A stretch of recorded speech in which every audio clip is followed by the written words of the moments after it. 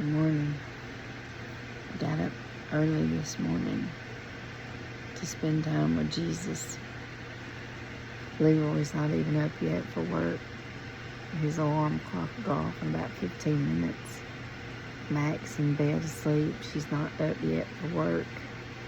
And the house is just quiet. It's just me and little Ollie. And I just wanted to spend some time with Jesus. It's been a rough few days for me. I had a long, busy week last week at doctor's appointments and traveling back and forth. And I was already worn out. And then I had Leroy a birthday party and singing night Saturday night. And I literally couldn't move Sunday and or yesterday. That's how my body does. The things that it fights itself the most. That's what autoimmune is. It fights itself the most. And so it's just been a rough few days. And I determined in my heart this morning that I was going to get up and spend time with Jesus before anything. And I always find when I do that, everything else lines up better. Even when I feel bad better because I spent time with Jesus. And today's verse of the day is where I went. Just because I've got a massive headache. I've cut back on my steroids and I'm hurting.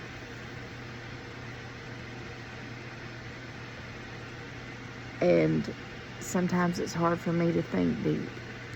And so I just thought, well, let me go see what the first of the day is. And it's good stuff.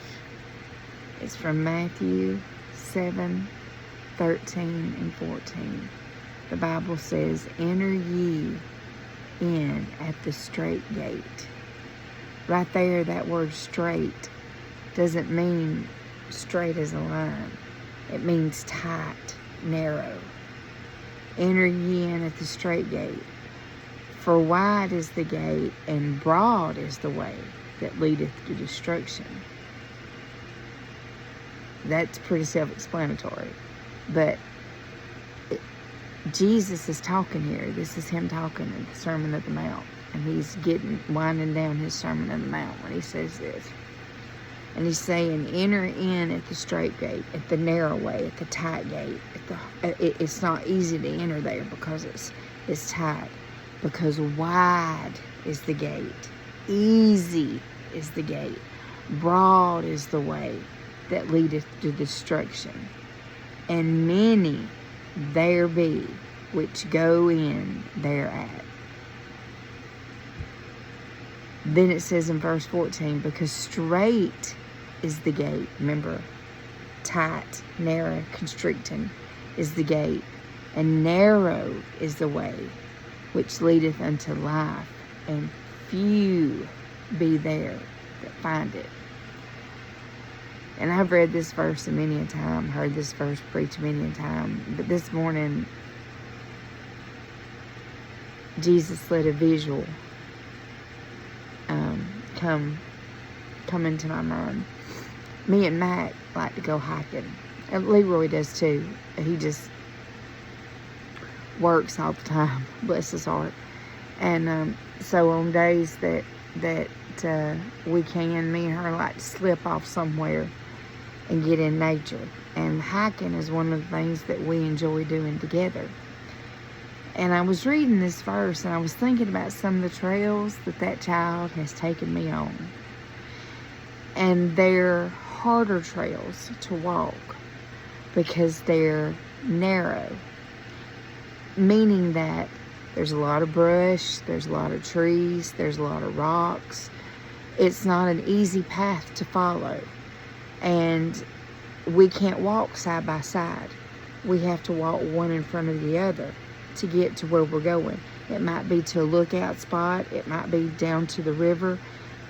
Whatever it is, we can't walk side by side because it's narrow and it's tight and it's hard to get through. And we have to be careful. We have to be vigilant in what we're doing and where we're placing our walking sticks. I think about her taking me down to Fall Creek Falls, and the fact that I did that pre-hip, and that I can't wait to do it post-hip, but that I did it twice pre-hip, and how narrow that trail is, and some of the things that you have to go through and go under and go around, and it's not easy. And there's signs that give a warning. This is not an easy hike. This is not for the faint at heart. Don't even think about it. If you're not a seasoned hiker, don't even think about it. If you have health issues, don't even think about it. If you think you're going to get halfway down there and not be able to get back up, because nobody's coming to get you. And I was reading this and I was thinking about that and how it was tumultuous for me, and how on the way down and on the way back up, we had to take several stops and several breaks for me to get my breath and for me to acclimate and for her to acclimate. We both have heart issues, and you can't change in your elevation that quickly without it affecting you greatly. And I thought about going down there to Fall Creek Falls. We could see it from up high. They have a lookout point, and you could see it from up high. And everybody was doing that. Everybody was walking out there and doing that. That was easy. That was easy to do. And beautiful. It was a beautiful sight to behold from up high. Oh, but you take the time to go down that trail, to go through what you got to go through, to go over what you got to go over, to come out into that open, and to be at the bottom of that falls. And how gorgeous it is, how massive it is, how, it is such a creation of the Lord. And you can hear Him speak there so plainly. I did this. This is my thumbprint. This is my artwork. I did this.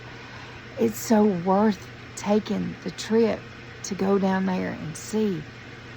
But not everybody does it. Few, in fact, do it. The day that we were down there, we stayed, both days, we were down there for hours, just hours sitting and absorbing it and listening to the falls, having a picnic and spending time. And that's what came in my mind when I was reading this. Enter ye into the straight gate, the narrow gate, the less traveled gate, if you will. Because not many are going to go this way because it's difficult to pass. Enter into the straight gate, Jesus is saying. It's difficult to pass. It's not going to be easy, but the rewards are going to be great. Everybody's going to go into that broad gate, that broad path, that wide path and that broad gate, because that's like looking at it from above. It's so easy. It takes no effort. You just follow the crowd. You just see a crowd walking out there, and it's a pretty flat, easy walk, and you think, well, what are they going to look at? Let's go look at it. It's an easy view to see. But if you go down that narrow path, if you go the narrow way, few go, and it's such a beautiful sight when you make it.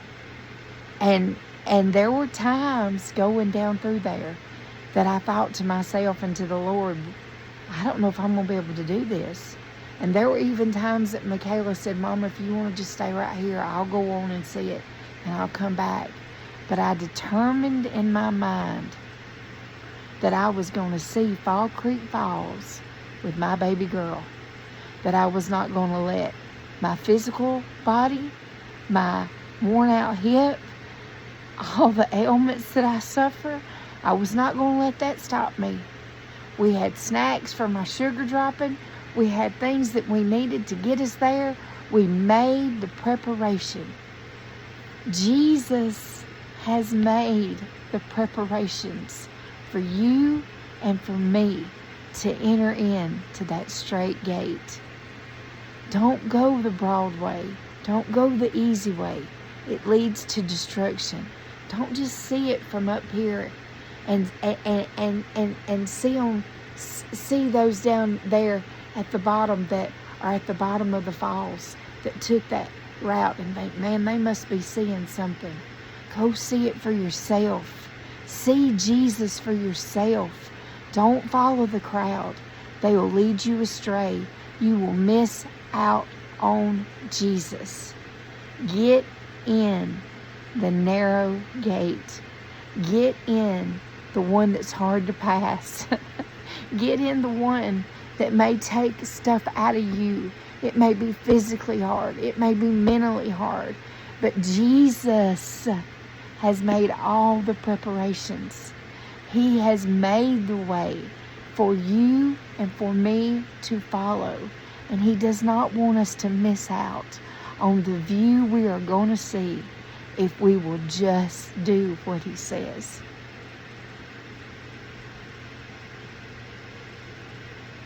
I'm going to read it one more time. Enter ye in at the strait gate. For wide is the gate, and broad is the way that leadeth to destruction. And many there be which go in thereat. Because strait is the gate, hard it is to pass, and narrow is the way that leadeth unto life, and few there be that find it. I would have never found Fall Creek Falls if Mac had not done the research and done all the preparation and all the hard work. I would never know God if Jesus had not made all the preparations and done all the hard work for me. I beg of you to enter in at the straight gate, the one that's hard to pass. It doesn't mean it's straight as a line and it's going to be easy. I think I slipped. I think I fell. I had to crawl on my hands and knees at one point. I was sore for days, but it was so worth it. In this life of following Jesus, it hasn't been easy. He never said it would be. Right there, matters of fact, He tells us how hard it truly is. If we'll just listen to what He's saying. But it leads to life, and life eternally with Him. And there ain't no better reward. There ain't no sight this side of heaven. There ain't no falls. There ain't no mountains. There ain't nothing that's going to match seeing the face of Jesus. Living with Him right now on the way is the most wonderful life I could ever think of. I don't understand why people don't do it. I don't understand why they hesitate. Jesus being my very best friend, the one that I can get up with at 4 o'clock in the morning and spend time with, and He makes me feel this way. He feeds my soul. He renews me, mind, body, and spirit, so that I can take on the rest of the day with Him right by me, hand in hand with Jesus, is the very best life I can think of. And it's worth it all. I beg of you today, if you don't know Him, what in the world are you waiting on?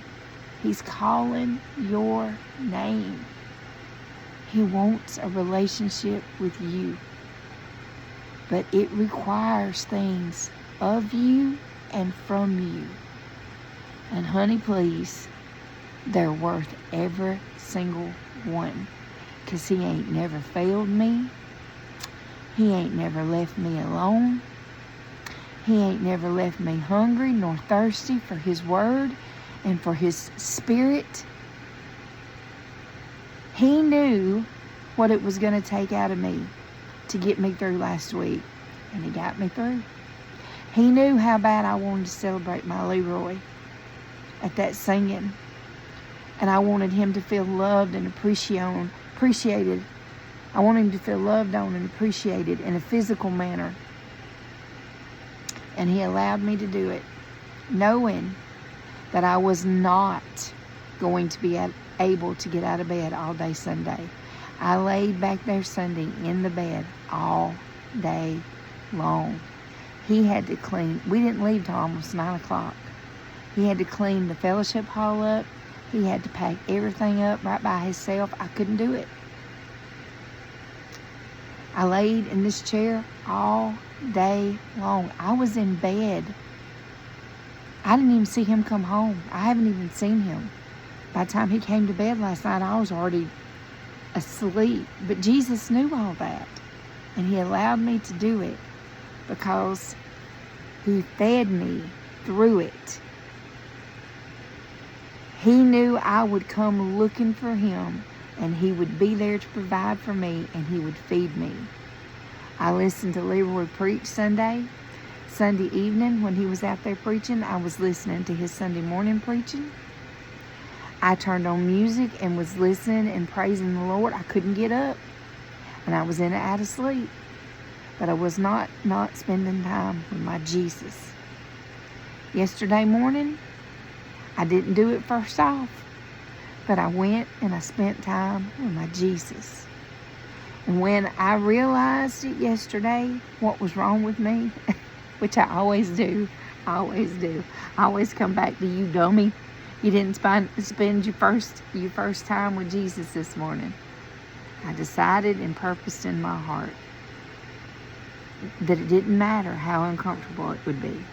And getting up at 4 o'clock in the morning to come in here, as bad as I feel, was not easy. But it was worth it. Jesus is the way. He is the gate. He is that narrow gate. He's the only way to God. He's the only way to our Father. He's the only way to heaven. You have to know Him in a personal manner. You have to have had the time under the Holy Ghost conviction that you realized you were lost and on your way to hell, and you called out, "Save me, Jesus. Forgive me, Jesus. I believe in you. I accept you. I take what you did for me on Calvary. I apply it to my life. I take your resurrection. I apply it to my blood so that same resurrection flows through me. And I will walk through that gate, and I walk the path that you walked. And I know it will not be easy, because it was not easy for you. And you were God in the flesh. But I will do it because I love you, and you are the only way. Take time. Get in your word today. Find Him. Seek Him out. He's waiting for you. He loves you. I love you. I pray we all have a good Tuesday. Let's so shine Him in whatever we do. I'll see you soon.